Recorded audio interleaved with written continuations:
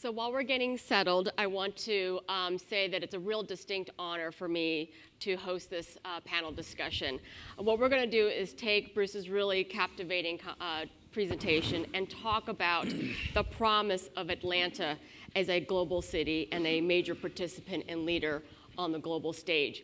And we couldn't have a better conversation on this than the global giants that we have on this panel. So let me briefly introduce them, but I think you already obviously know who they all are. To my left is John Baumstark, who's the chairman and CEO of Suniva. And it's been, we had a real pleasure to see his incredibly high-tech manufacturing facility and headquarters yesterday. And it's just in 5 years, Suniva has grown into a 200-person global firm and already a leader in solar manufacturing. Next to him is the Honorable Mayor Daley, former mayor of Chicago, and during his 22-year term in Chicago, he took that modest Midwestern city into a truly modern, green, global city. And now he is also the chairman of the Global Cities Initiative. And finally, all of you know Mayor Reed, whose passion and vision for this city and for this region is just absolutely contagious. Welcome. Thank you. So I want to start with John. At the core of the economic promise of exports and trade for the city and region is really about the firm's initiative and commitment and engagement on the global stage. And it's really clear that Suniva has met some phenomenal success in recent years. And I think that Suniva's decision to tap international markets from day one has been one of the key factors for its success and growth. So I wanted to ask you first, can you tell us why you have embraced international sales as part of your business model, and how many markets are you in today? Okay.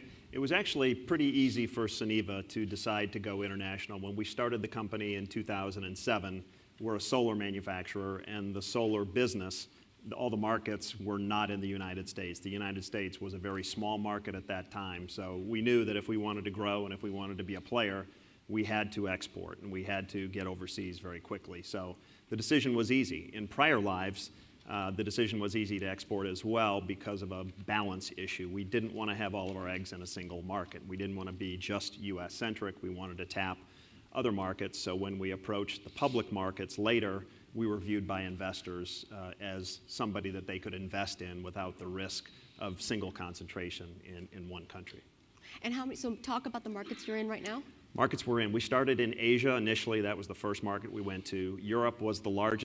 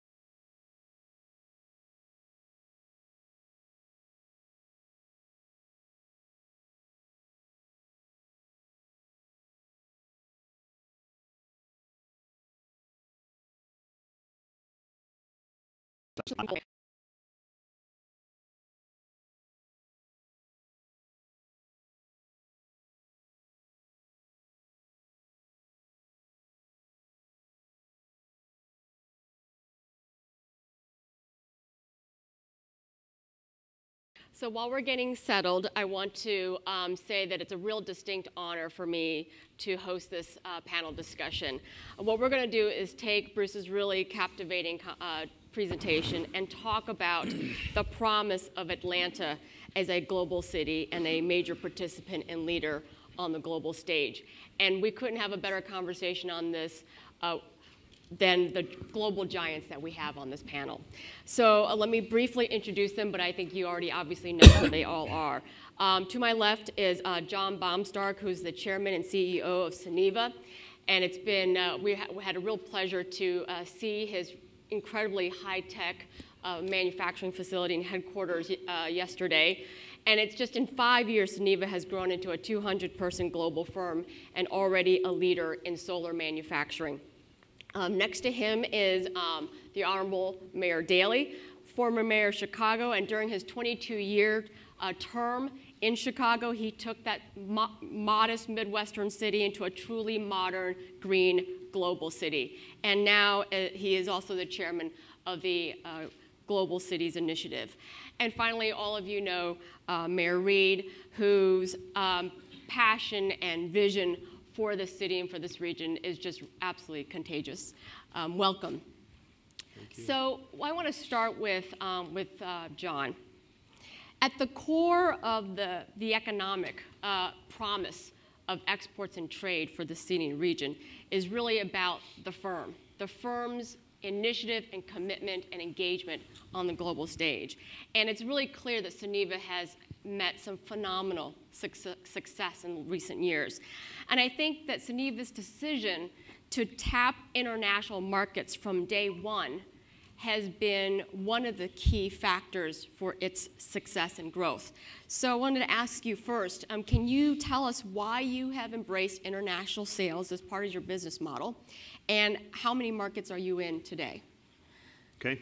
It was actually pretty easy for Suniva to decide to go international. When we started the company in 2007, we're a solar manufacturer, and the solar business, all the markets were not in the United States. The United States was a very small market at that time, so we knew that if we wanted to grow and if we wanted to be a player, we had to export, and we had to get overseas very quickly. So the decision was easy. In prior lives, the decision was easy to export as well because of a balance issue. We didn't want to have all of our eggs in a single market. We didn't want to be just US-centric. We wanted to tap other markets. So when we approached the public markets later, we were viewed by investors as somebody that they could invest in without the risk of single concentration in one country. And so talk about the markets you're in right now. Markets we're in. We started in Asia initially. That was the first market we went to. Europe was the largest at the time when we started the company, and we decided we wanted to be the largest company in a market before we were the 20th largest in Europe. So we went to India first. That was the first market we went to. We loved India because regardless of government incentives, you had hundreds of millions of people living without power, and there was no hope of landlines providing power to these people. And much like we saw in the cellular industry and the telephone industry, the whole paradigm was leaped with cell phones, and we believed the same would happen with distributed power and solar. So India was first. We then went into China and Taiwan, so we were actually exporting into what is now the largest market. We still do. I wish more of our exports went to China, but we've have some fierce competitors there now. Europe and Latin America is becoming a very large market for us now. We're very excited about what's happening there. So, Bruce, I want you to elaborate a little bit on the sense of the global demand, because I do think that there are still many folks out there who are very skeptical about the opportunities to tap the rise of global consumption. And, one of the things about Bruce's presentation is that the energy revolution is real, that there actually is enormous hunger and appetite for clean energy products and services. And I think you're sort of the poster child of that. You're going through that day by day. So give more examples. Give me a sense of the nature of the appetite, the environment you're seeing for your kind of products in places like Mexico, in the Caribbean, that is really spurring the growth that you're seeing? Because I think other companies need to see that same kind of promise. Sure. So I'll start with Mexico. So in Mexico, for the commercial user, so many of the businesses that are here, the dollar equivalent rate of cost per kilowatt hour is about 22 cents per kilowatt hour. That's a lot higher than what we pay here in Georgia, and 22 cents. Solar alone will work beautifully at 22 cents per kilowatt hour. So we can go in and put solar in. It's cheaper than fossil fuels. The other thing that Mexico has is a single utility, and the utility allows wheeling of power. So what a company is able to do is to go to the very sunny parts of Mexico, produce power, and then take a credit on their bill, on their power bill, maybe in Mexico City where they wouldn't have the land or the rooftops to put the solar panels on. So they can take a credit where it makes sense and produce the power where it makes sense. So it's a real win, and we're seeing a government that's very supportive and is promoting that.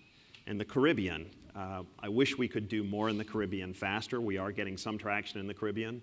I was in the British Virgin Islands 2 weeks ago, and I asked, how are you producing your power? Well, we have diesel generators on Tortola, and we run a cable from Tortola to Virgin Gorda. So you're in this beautiful place, you're burning diesel, and the cost to deliver that, you're probably 65, 70 cents per kilowatt hour in a region that ecotourism is growing, and you have people coming that they really don't want to hear that diesel is generating the electricity, and it just doesn't make sense.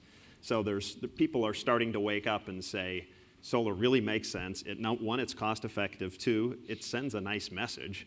And three, we just can't keep doing what we're doing. Right, that's great. I want to ask you one other question before I turn it over to Mayor Reed, which is that the Suniva story is actually the reversal of most companies.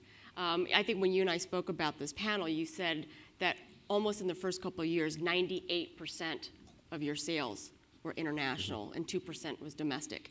Most U.S. companies start 100% in the U.S. market. They perfect the U.S. market, and then maybe they would consider expanding to the international market. And there's a lot of hesitation for going globally. Lack of awareness, how to get started, and all those things. But you did it from day one. So tell folks in this room, what advice would you give companies about how you get started internationally? What resources or expectations should they set up in the beginning so that they can succeed doing that? I think that's actually one of the big challenges, is finding what are the resources. And Mayor Daley and I were talking about this last night. There isn't a good roadmap for small and mid-sized companies to go figure out where do you go. And there are some tools available. And Bruce in his slide had a few of the tools up there that we used.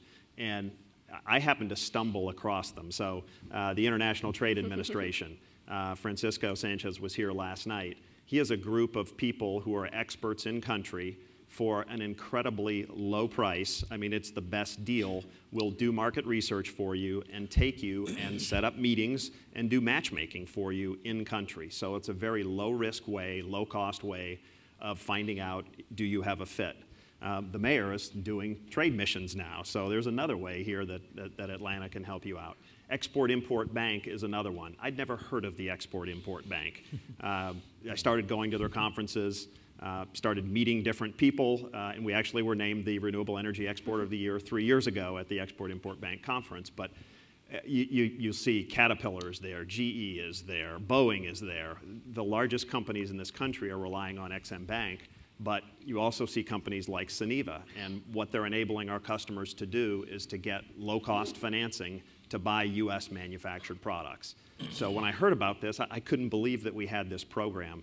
And as Bruce mentioned, it's critical. And you read things in the paper about we shouldn't have this. You have to have this. Every other country in the world has XM Bank. They actually make money. It's a quasi-government organization. They actually make money. This is not costing taxpayers anything, but it's a great program that if you can get engaged and learn about it, they are here to help, and they have a mission. The president has given XM Bank a mission to grow and to help increase exports.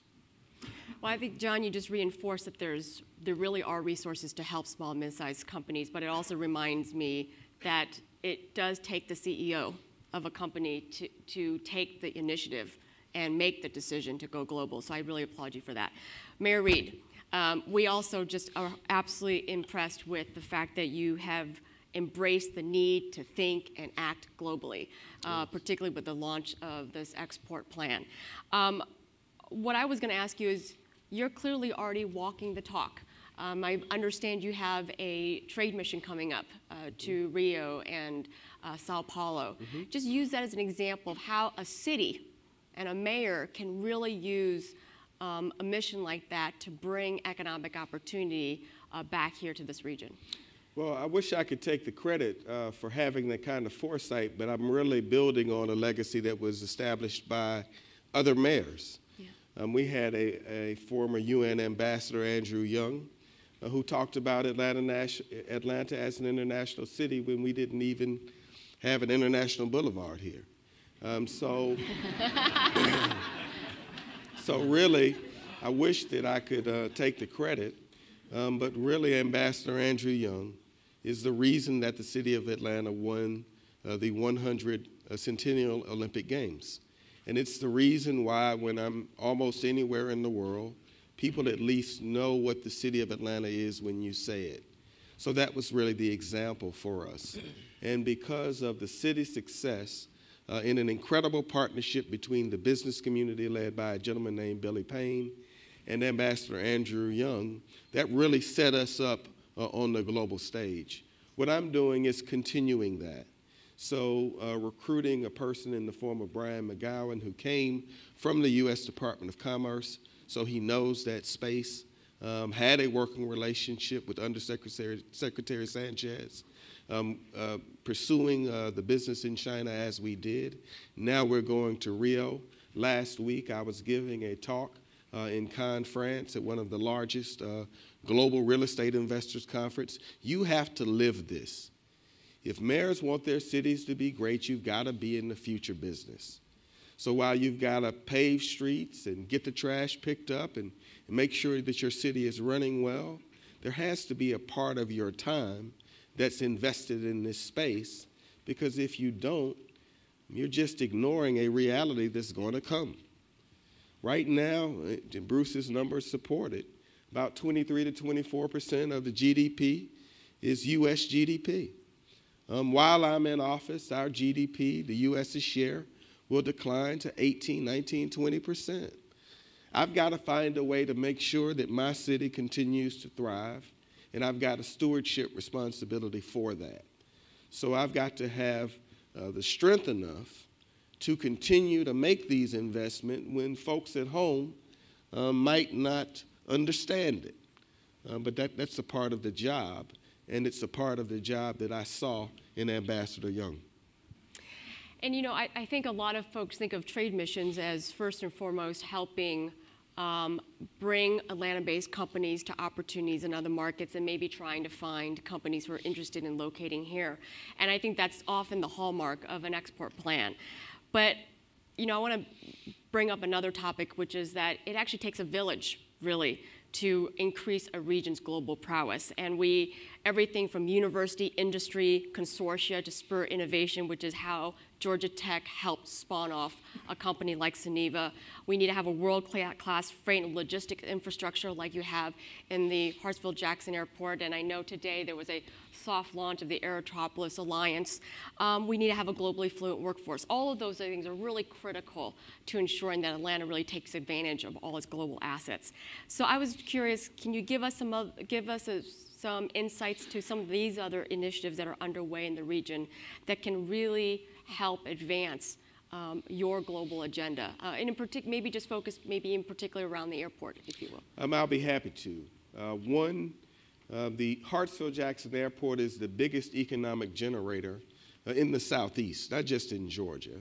Its annual economic impact is about $32 billion on the region a year.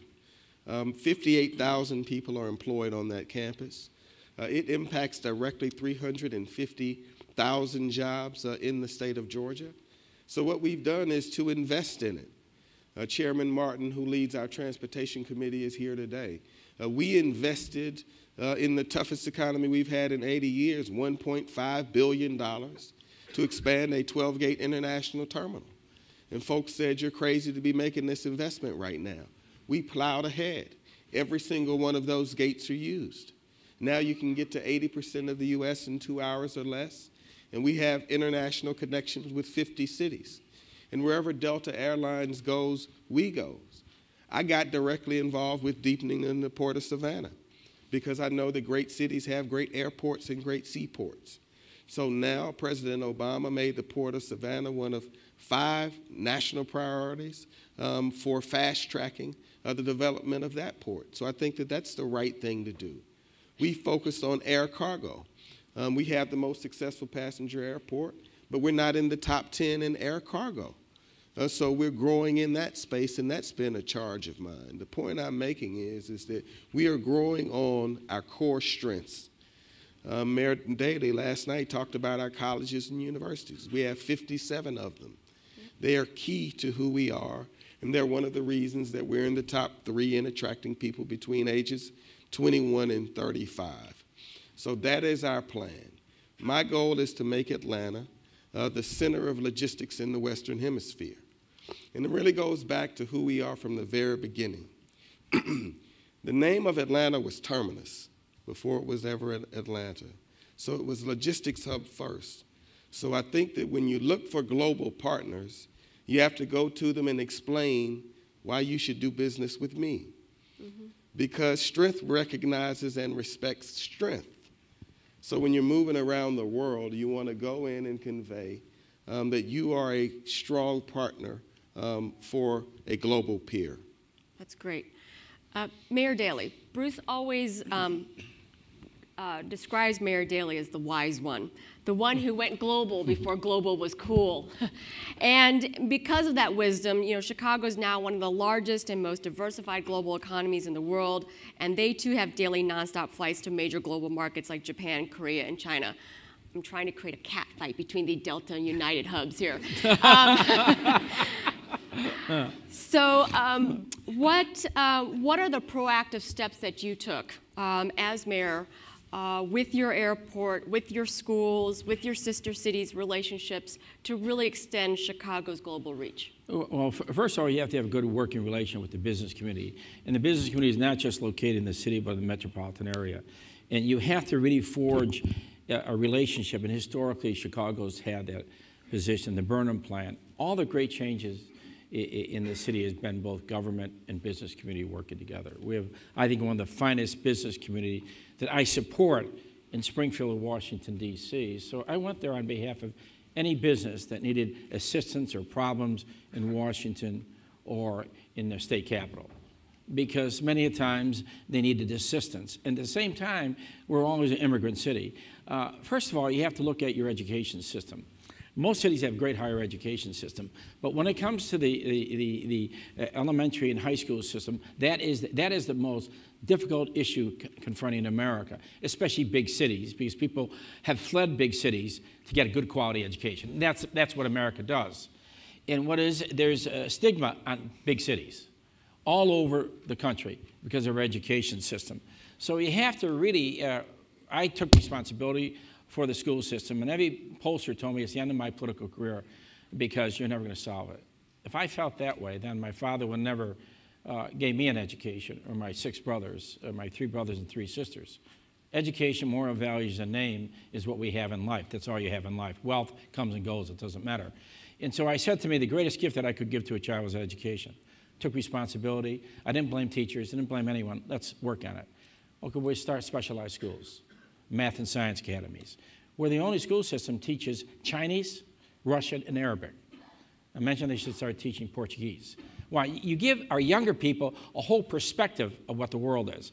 After school program, it's a learning environment. It's not an education. You don't go to school from 8 to 2 and say, that's it. It's a learning environment after school, Saturdays. During the summer, 2.5 months. It has to be a learning environment. I mean, you take middle class and upper middle class, they always have a learning environment. So how do you help the less fortunate? So you create language programs. You create military academies with discipline and language programs and math and science. It's amazing what you can do, specialized schools. Then you tell everybody that every child can learn. You have to highlight good teachers and good students.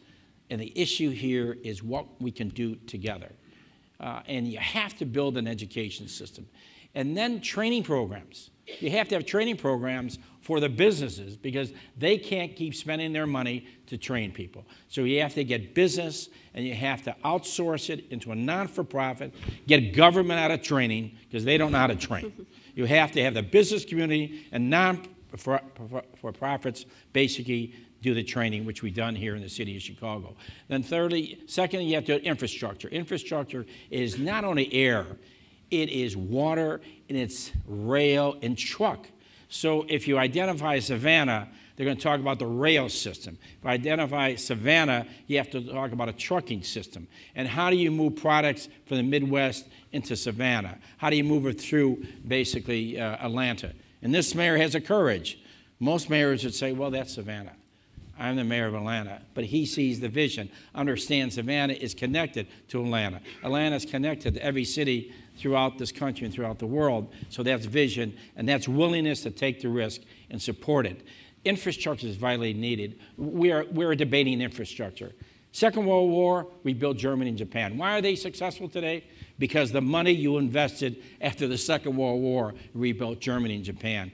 We have to start rethinking what infrastructure is in America, not by the federal government, but by the mayors, the county board presidents, and the governors. You have to look at infrastructure. How do you basically take Atlanta and move it around the country and eventually around the world?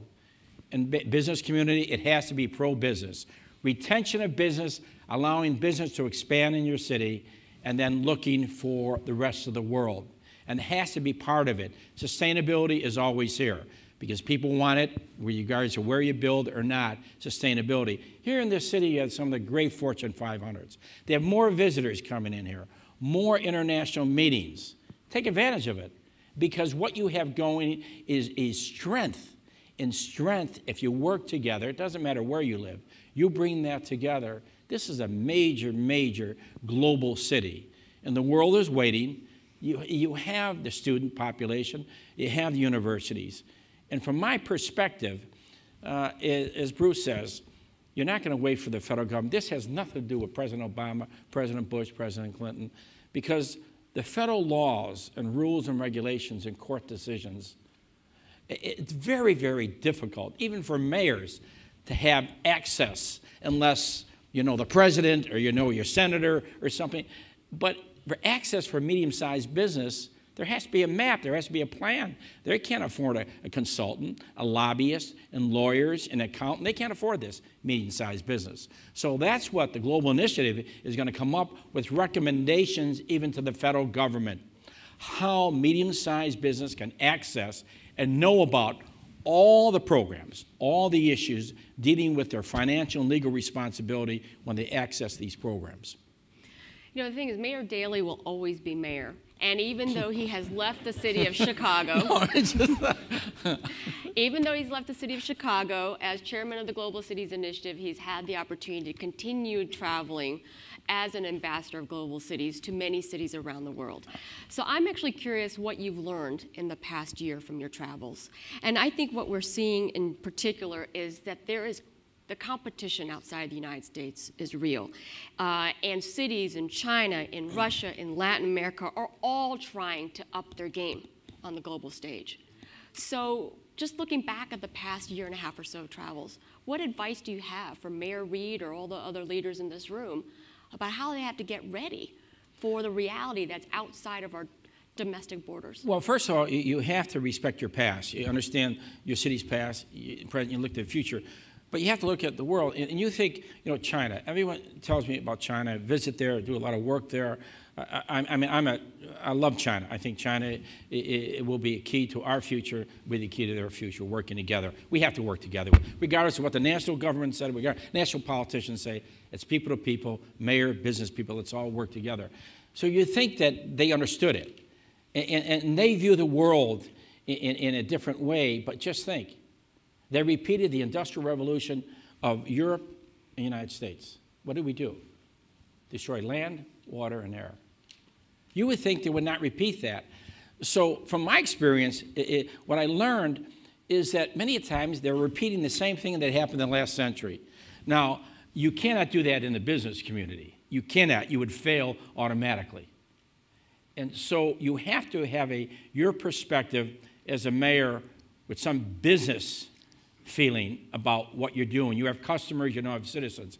And when you travel, they're repeating these mistakes. And that's why exporting, a whole clean tech industry from America, water and air and dealing with land, that's very, very important for us in our future. And the other thing is you learn from mayors. You do learn from mayors, and you learn from business community. That's the thing that mayors have to understand. You can learn from other mayors regardless of what size. You get an idea, they talk about a program, and you sit there and listen to them. U.S. Conference of Mayors, I got many ideas from other mayors, and didn't matter what size. And you really complimented them. And to me, you can learn from one another. And the world is getting smaller. We have to do a better job preparing our students in America for the world.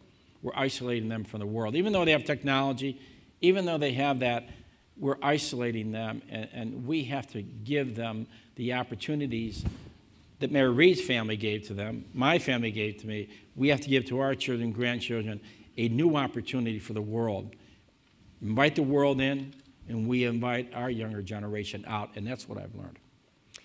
So I want to let folks in the room know that we're going to move to Q&A session pretty shortly. So I want you to start thinking about the questions you want to ask our distinguished guests, but I'm going to go ahead and ask two more. So I think Mayor Reed and his partners here in the region have had the foresight to commit to launching a metropolitan export initiative, not a city export initiative, but a metropolitan one. And acting regionally is actually critical in today's environment. The city is Atlanta, the city itself is 500,000 people, but acting regionally, you act as a 6 million person market. Your global peers or your global competition, regions like Rio and Sao Paulo, are 12 million, 20 million economies respectively. So you have to collaborate to compete, as Bruce said. So one thing I want to ask first is for Mayor Daley. How did you do this? I think you really worked very hard to work with all your municipal and civic leaders regionally. What advice do you have for this region? And my follow-up question to Mayor Reed is, what are you going to do to ensure that your effort really is regionally cohesive? Well, we did about 1995 after a number of years in office in realigning the city. And then there are 300 mayors in the metropolitan area. We came together and I said, we may disagree about the expansion of O'Hare Field. I understand that. Let's set that aside. Now, let's all work together on 99%. And what I did is we have 4 meetings a year. We include the mayor of Milwaukee, mayors of northern Indiana, all the way down to Peoria, Rockford, Joliet. We brought them all in. So let's have meetings 4 times a year. We'll move from the city, suburban area, any place. We have meetings all over the metropolitan area. And we talked about issues. And as a city, it didn't matter you're Democrat or Republican, Independent. I went to Springfield on their behalf, or Washington. We brought the senators, congressmen. We all want to come together. These are government issues. These are not Democrats and Republican issues. These are just government issues. And the same thing that affects the city affects the suburban area. A solid city, it can't be weak, then the suburban area understands that. If the suburban area is weak, then the city's weak. So we're in together. And we formed this coalition. It is unbelievable. It is going today. It breaks down all the barriers that you see in politics from your state capital to Washington. We don't get into that. We visit Washington together. We formed the St. Lawrence Seaway, Water, and Great Lakes, mayors from Canada and the United States. We have international conferences in the city, hosted by the city. We bring all of our council generals together, both for the city and suburban area. So they're included. When I have an event in the city, when President Hu Jintao visited the city from China, I invited suburban mayors to meet him. They're at the banquet. It wasn't just the city of Chicago.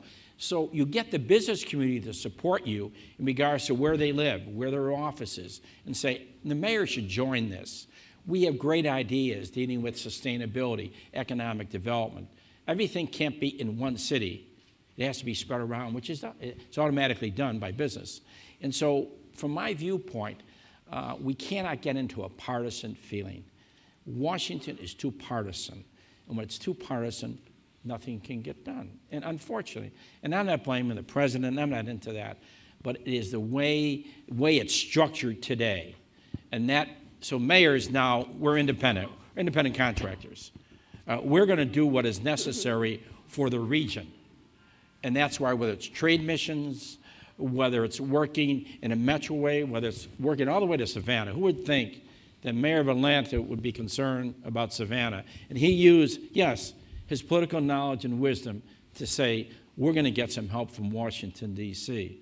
That is a good leader. And that's what you have to have. He has a passion, he has a commitment, and he understands what people are all about. People in the suburban area are the same as people in the city. Don't think they're any different. They're the same. They've come from cities, they've relocated, they have moved, and what's happening here in Atlanta is to rebirth the city, not just the city, but the metropolitan area. Mayor Reed, how are you going to ensure that your global vision is truly a regional initiative? I think we start by changing our behavior. We've got very strong organizations, the Atlanta Regional Commission, Doug Hooker's here today, the Metropolitan Atlanta Chambers led by Sam Williams. We all have a very close relationship. The best example of it is probably a recent failure that we had. On July 31st, we had a regional vote across a 10-county area with multiple cities on the biggest transportation initiative in modern times. It was defeated by the voters at the ballot, but something really special happened along the way. 18 mayors and county commissioners voted unanimously for a $6.14 billion transportation program. Now, the voters rejected it, but that act in Georgia was huge for rural and urban, black and white Republicans and Democrats to vote on something that significant with those kind of political consequences. So I'm hoping we can take that forward. Yeah. The other thing we do is we're really coming out of our silos here. I work with the governor tirelessly on the things that we agree on, and I have followed what Mayor Hickenlooper did in Denver. In Denver, they have a 7-county area where they've made a judgment that they don't care where a business locates in a 7-county area. Because if you live in the suburbs, maybe you'll come to the city for a football game in our new stadium.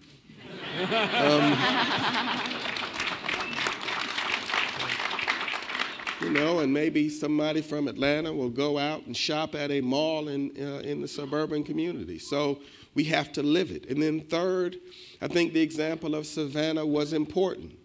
My dad used to tell me all the time, if you want a friend, be a friend. So it's one thing to talk about regionalism and all of the rest. It's another thing to fly to Washington, D.C. 10 times trying to convince the president's administration to deepen the port in Savannah and spend real political capital. So I think that those are 3 concrete steps that we've taken to prove that we really believe in regionalism and that we understand that it's essential for global connectivity. Great. I'm going to bring John back into this conversation and open it up for Q&A. And what I want to bring back to is a pie chart that Bruce had in his presentation, which is that the Atlanta region's export economy is majority service oriented, which is the flip side of most of the national economy and most in other regions. And that's a good thing because the service economy is one of the fastest growing parts of the export economy. But the other side of that is that manufacturing still makes up 2/3 of the trade economy, and we've been hearing that there's a manufacturing resurgence, renaissance in the country. So I have a 2-part question for you real quick, which is, what's your sense of manufacturing's future in the United States, given your experience recently? And what more can this Atlanta region do to make Atlanta a really good location of choice for manufacturers in the future? So I think there is momentum on bringing manufacturing back to the U.S., and I think we're seeing a lot of examples. And I think we're seeing, and I believe it was in Bruce's presentation as well, you're seeing wages rise in China. I think it quickly snapped by there, but it is the cost advantage, the labor advantage, China is losing that. Now it'll move to Vietnam, and so we'll see some movement, but sooner or later you run out of where am I moving my factory to? And I think businesses are saying, you know what, I'm tired of chasing the cheap labor, and we need to figure out how to manufacture. And We manufacture in the US. You saw our factory yesterday. We leverage more automation than what you'll see in some of the Asian manufacturing plants that you go to. We need to do that, but there are people monitoring the computers, setting up the machinery, doing all of that. And the thing for a city that is beautiful about manufacturing, my prior businesses were all in the service industry. We're software companies. When I think about our supply chain here versus in the service business, we create so many more jobs and impact so many other things. When you're building something, you know, we're buying a lot of product, and we're buying a lot of packaging, and we're using a lot of freight, and we're leveraging the port. There's just more impact than in the software business. When somebody bought something for us, we'd give them a code, and they'd go pick it up off the web. So there wasn't a whole lot of logistics involved in that. It was a whole lot easier, by the way. But so I think you see a lot of support for manufacturing. We're seeing it coming back. We're expanding right now in our factory here, and we had the option to expand in Asia, and we chose not to do it. And then say more about the assets in this region for a manufacturing company, particularly Georgia Tech. Yeah, so when we started, we were a spin out of Georgia Tech. So Georgia Tech has one of the best PV research centers in the world, so world famous. We looked at other cities though, and we were recruited by other cities who were throwing dollars at us to come and build our factory in other places. And as a startup, when somebody's dangling money, you go take a look, and we did. And we ultimately chose Atlanta, and the reason we did, the Georgia Tech relationship was key, and being close to Georgia Tech was an advantage for us. But our markets, again, we knew we were an export company, so the airport was critical for us, the port was critical for us, and there just wasn't another option. There wasn't another city that was interested in us anyway that had that kind of opportunity to have the airport and the port right there, and the innovation that comes out of Georgia Tech. And speaking of manufacturing, there are great resources at Georgia Tech where we see companies from all over the world coming into Georgia Tech to get advice on how to leverage advanced manufacturing techniques, and then they go elsewhere. So I think we've got a real opportunity to tap into that and convince the companies that they should locate here and take advantage of that on a daily basis instead of on a project basis. That's great. So now it's your turn. Are there folks who have questions for either John or the two mayors? If you do, raise your hand and introduce yourself as you do. Yes, my name is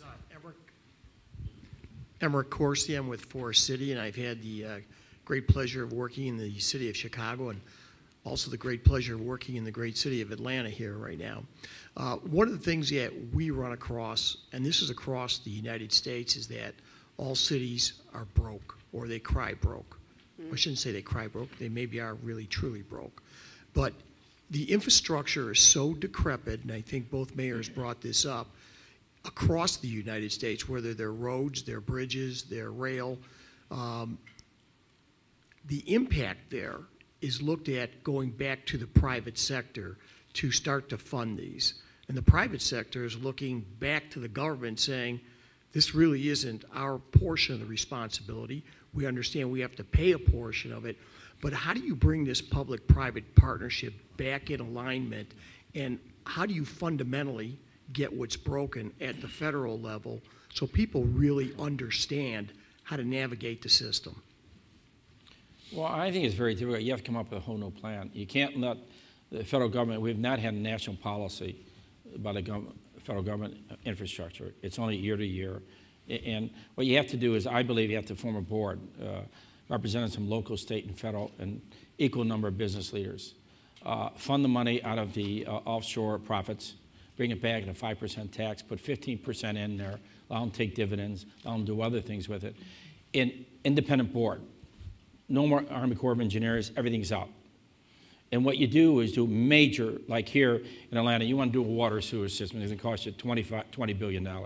They come up with 30% of the money, and then they would fund it at 70%. But then you would look at, if certain areas require certain requirements, police officers at construction sites, no one else does, different types of labor agreements, they would have to pay that.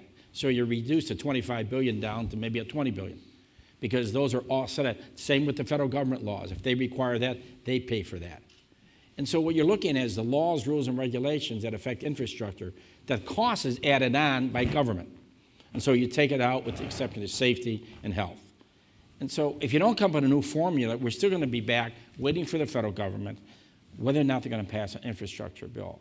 In the public-private partnership, the states have to enact that. They have to allow the private sector to come in and basically start leasing. I lease a lot of public assets. I think government can't do everything. They just can't. We don't have the expertise. We cannot compete with the private community. So we lease garages. We lease the Skyway. We lease meters. We lease as much as you can. You take that money, invest it in long-term, short-term investment funds, because we should get out of business certain businesses. Government cannot be a man or woman for all seasons. Let's find out what we can do and how we can form a partnership in the private sector. You learn a lot here from John, how he started his business, the problem he had with the federal government, and what he sees now, the expansion, not only his business, the expansion of businesses right here in Atlanta. So not afraid of the business community. There's a feeling in Washington that the business community should be separated from America. If they are separated from America, then that is a terrible issue. I look at it as an asset. That doesn't mean I'm going to disagree or agree with him at all times. There's going to be, but we can basically separate that. They're an asset.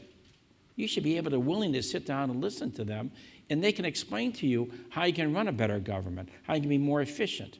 And besides that, get out of certain areas. But the public-private partnership, the banks, everybody's forming these banks. In a bank, you need money. You can't form a bank. No city can form a bank without money. I don't know how they're going to do it. And so how do you do an infrastructure bank where you don't have any money? And so there has to be rethinking of infrastructure, I think, by the mayors, and it's going to go right up basically to governors. We have to come up with our own plan and get away from the federal government. Yeah, I would push back. I'm not one of the mayors that says the city is broke. We've grown cash reserves in the city of Atlanta from $7.4 million to $126 million in 36 months. That is the gold standard, 20% of cash for the general fund, which is what we have. We went forward with a $1.4 billion debt offering at Hartsfield-Jackson, negotiated some of the most favorable terms in America, had one of 2 airports that received a ratings upgrade in the United States, opened the international terminal on time. We just completed a deal for a $1 billion stadium. It's probably the most favorable stadium deal in the United States of America. We've laid rail on the Atlanta streetcar, a $100 million streetcar. We had our $50 million for the federal government's $50 million match, putting hundreds of people to work. We're $2 billion through a $4 billion water and sewer program. We reauthorized the 1% municipal option sales tax. It throws off $110 million in cash a year. So I just wanted to kind of lay that out because Atlanta is meeting, we're meeting our obligations.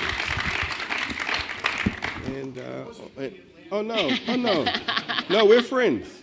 This is a big group, and I've got an opportunity to, talk about a place that's good for capital, because we're a place that values capital investment, and we have done some things in 36 months that the external community has looked at. The KPMG audit gave us an unqualified audit on it with $126 million in reserves. And I think when you're talking to a group of serious people, that's how you attract capital. And I believe that if you're interested in investing capital, Atlanta is a good place for you. Our government is running very well, and we are doing these big things, and we're not looking to Washington to help, and we work with folks like you to solve problems. We won the headquarters for Porsche North America, which was probably one of the most competitive processes. And now they're building a $100 million headquarters at Hartsfield-Jackson Airport. And every important business relocation, we now have cash to partner with Sam Williams and the governor of the state. We're making decisions in minutes, Sam, that used to take 2 or 3 or 4 weeks, to the point that when a business calls me, or Sam sends me a text message, or Chris Riley, the governor's chief of staff, sends me a text message, and we're competing for a business opportunity, our city isn't broke anymore. So we're able to step to the table and be a strong partner. And I know you've been a terrific friend to us, but, some of the folks didn't know that story. So I wanted the opportunity to share. Yeah, can I just, I want to make sure we get other questions in. How many, can I see how many hands are up that want to ask questions? Just these, oh my gosh, 4. Can we give these folks a quick 30 seconds to ask your question? We'll put all the questions out and let the panelists address them. Okay. We'll start right here since you've got the mic. Okay. Hi, I'm Dawn Ely, and I am a founder of the Global Success Centers, and we help companies expand internationally, both coming into the U.S. as well as going outside and exporting. And I've worked with several small and mid-sized businesses from different parts of the world, and this is about manufacturing. And the theory is that the U.S. will become a bigger manufacturing hub for the precision and highly skilled and highly technical types of products that don't require kind of lower level labor costs that we can't compete with China and Vietnam, et cetera, on just the cost basis. So we go to the precision and quality. But I believe there's also maybe an inherent conflict between what the businesses are willing to incent and compensate for skilled factory and machinery workers versus what the schools are educating people about in more of the strategic, more of the services, more of the management type, and people are incenting and paying more for those types of jobs. So the companies that I work with from Germany and France in manufacturing, they say they can't find the highly skilled machinery and equipment workers in the U.S. And so when I can ask them, you what your question is? yes, I'm getting there. Thanks. When I ask them, the question is, what do we do about this? Because there is a conflict. And when I've asked the manufacturers, why don't you pay more? They say, well, I don't want to pay any more than market. So we've got a market that won't pay for skills that they need. Okay, I think we had 2 hands here. Yep, we've got a mic over here. And then just ask your question quickly. Hi, I'm Natalie Hall, Chief of Staff to Fulton County Commissioner Joan Garner and wife of Atlanta City Councilman Kwanzaa Hall. And we have a natural city-county partnership in our home, but Mayor Daly, you mentioned earlier that cities and counties can partner together to help each other, and I'd like to know your viewpoint because, as you know, I grew up watching you and my uncle in your partnership. And what kind of input do you have? What kind of wisdom can you give us on how cities and counties can partner? Great. Ma'am? Hi, I'm Ann, and my question is, rather than always relying on the voters, which are usually the minority of the public, should we try to get the important things done through regulations? Interesting. Last question up there at the top. Trevor Williams with Global Atlanta. We heard a lot about the resources that are available for exporters, but I was wondering if Mr. Bobstark could talk about the hurdles that he's faced in actually selling product in other markets and how we might go about remedying some of those problems. Great. So we have skills mismatch, city-county relationships, voters versus regs, and then trade barriers. You know, when you talk about vocational training in this country, all the way up to the 70s, we had the best vocational training program in the country. We ended it because educators said you have to, you're tracking young people. That's discrimination. So they said you have 8 classes and 7 are track going to vocational and 1's going to college. So the federal government came in and we did away with vocational training. Everybody's going to go to college. And so when you grow up in a community working class that I did, many of the mothers and fathers worked in factories. They aren't going to tell their son, you're going to go work in a factory, or their daughter.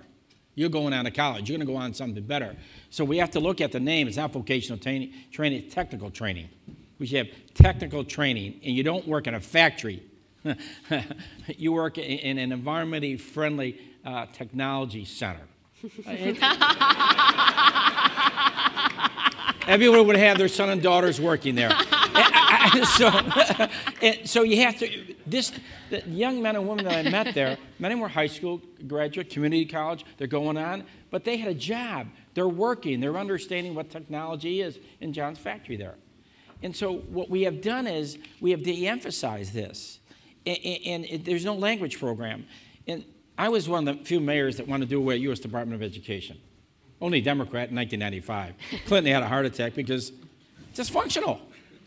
Policy in Washington. After a while, you don't know what left hand or right hand is doing. Arnie Duncan is a great friend of mine. He's trying to do the job necessary.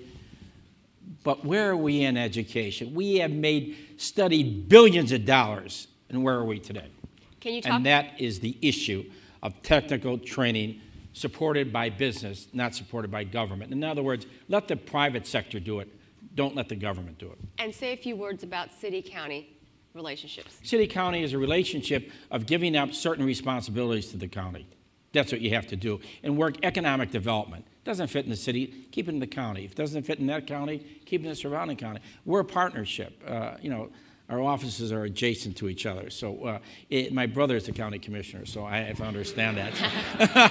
I'm going to let John answer a few questions. And I'm going to let John answer a few and then let the mayor close. So the question was about how do you get around export rules? Have you come across any import barriers? rules? Have we come across any? Yes, we have. In my business, the trade regulations and suits and tariffs have been popping up in market to market. So you stay ahead of it as quickly and as rapidly as you can as you learn of it, and then you find ways to play in the market. So in the U.S., there was a trade regulation that was put in place that blocked certain products from China coming in. So the Chinese found a way to substitute products from other markets and still bring the products in. We do the same thing going into other markets where we're not allowed to bring product in. We'll substitute and take, instead of a whole product, we'll ship 2/3 of a product into that particular market. So it's really understanding the regulations and figuring out how you can work around the hurdles that you have. Or you may choose to walk away if it's too complicated. And then Mayor Reed, do we always have to go to the voters to get things done? I think my answer to that would be no. I think that was shown on Monday when we voted for this $1 billion stadium without, no, I was just joking. I think elected officials are elected to lead. That's what we're elected to do. And if you don't want the job, you shouldn't have the job. And you can't run a city with your finger to the air. That's what elections are about. And that's what I believe. And I think that's what folks want. People elect you to win for them. And at the end of your term, they make a judgment about whether or not you're winning for them. And if they don't like you, they move on. And that's the process, and I think we've got a pretty good one. Well, folks, I want to first thank you all for staying just a few minutes past our 2 o'clock witching hour. I think we have had a wonderful program today. It is really clear that this region has enormous assets to build on as you begin to align them towards global success. So we look forward to working with you, Brookings and JP Morgan Chase. Please thank our panelists and have a wonderful afternoon.